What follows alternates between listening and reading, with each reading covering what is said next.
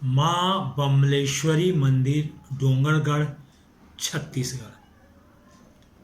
डोंगरगढ़ पहाड़ियों से घिरा हुआ प्राकृतिक वातावरण में माँ का मंदिर पहाड़ के सबसे ऊंची चोटी पे स्थित है। कहते हैं ये मंदिर 2000 साल से भी पुराना है। ऊपर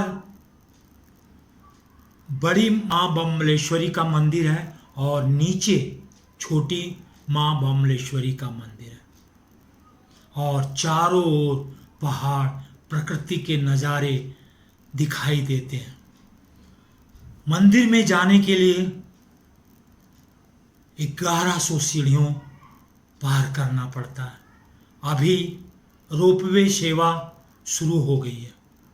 वहाँ पर आने जाने का एक आदमी का 100 रुपया टिकट लगता है आने जाने का, तो आप रोपवे सेवा से भी वहाँ जा सकते हैं। और वहाँ का नियरेस्ट रेलवे स्टेशन डोंगरगढ़ है। राजनांदगांव जो जिला है छत्तीसगढ़ में, उसमें आता है। चारों ओर प्रकृति वातावरण है। कहते हैं कि माँ से जो भी मान्यता मांगते हैं वो पूरा होता है, हर हाल में पूरा होता है। भगवान शंकर और माता दुर्गा का प्रतिबिंब है। इसकी कहानी बहुत दिलचस्प है। पहले डोंगरगढ़ कामाख्या नगरी हुआ करती थी। वहाँ का राजा वीरसेन थे। वो निसंतान थे।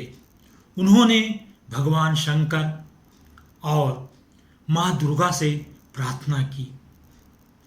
फलस्वरूप उनको एक पुत्र की प्राप्ति हुई जिसका नाम मदन सेन रखा गया।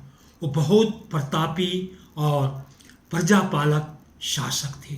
उनका पुत्र कर्मसेन कहलाए। डोंगरगढ़ कामाख्या नगरी। तो राजा कर्मसेन जो थे वो बहुत बड़े संगीतक थे।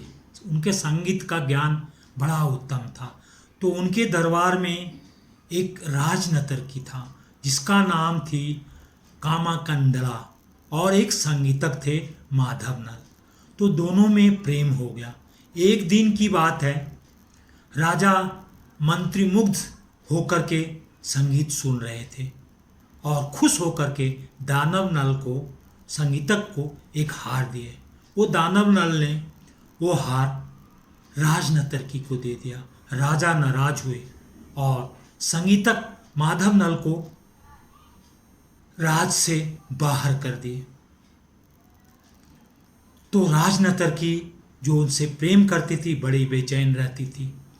तो जो माधव नल था संगीतक, वो उज्जैन के महाराजा राजा विक्रमादित्य के चरणों में गए, राज्य में गए और अपनी मदद मांगी।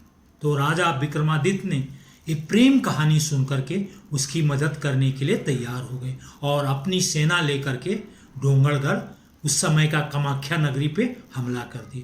कामसेन जो माँ बमलेश्वरी के पुजारी थे, माँ का आह्वान किया। माँ आई और उधर राजा विक्रमादित्य ने महाकाल का आह्वान किया तो भोलेनाथ आए। तो माँ महाकाल भोलेनाथ के देख करके प्रणाम किए। फिर दोनों राजाओं में समझौता हो गया और राजा कामसेन अपनी राजनर्तकी को माधवनल को से विवाह करने के लिए राजी हो गया। तो राजा विक्रमादित्य ने दोनों का परीक्षा लेना चाहा, प्रेम का।